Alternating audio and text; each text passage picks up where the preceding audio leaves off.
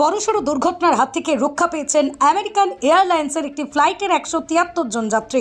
মূলত উড্ডয়নের আগেই চাকা তথা ল্যান্ডিং গিয়ারে আগুন ধরে যায় এবং এর জেরেই রানওয়ে ধোঁয়ায় ভরে যায়।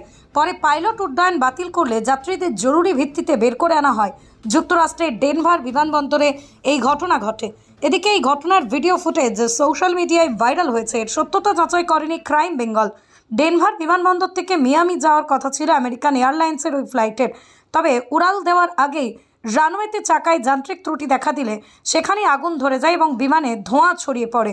পরে দ্রুত 173 জন যাত্রীকে নিরাপদে সরিয়ে নেওয়া হয়। আমেরিকান এয়ারলাইন্স জানিয়েছেন বিমানের একটি চাকার ত্রুটির কারণেই এই সমস্যা দেখা দেয়। ঘটনার পর সামাজিক মাধ্যমে ছড়িয়ে পড়া ভিডিওতে দেখা যায় আতঙ্কিত যাত্রীরা দ্রুত প্লেন থেকে স্লাইড করে নামছেন। ল্যান্ডিং গিয়ার বা চাকায় আগুন জ্বলছে। এই সময় ধোঁয়ায় ঢেকে যায় আশপাশের এলাকা। স্থানীয় সময় শনিবার দুপুর 2:45 ডেনভার বিমানবন্দর থেকে উড্ডয়নের সময় এই ঘটনা ঘটে বলেই জানিয়েছে যুক্তরাষ্ট্রের ফেডারেল এভিয়েশন অ্যাডমিনিস্ট্রেশন। সংস্থাটি আরও জানায়, যাত্রীদের রানওয়েতেই সরিয়ে নেওয়া হয় এবং বাসে করে টার্মিনালে পাঠানো হয়।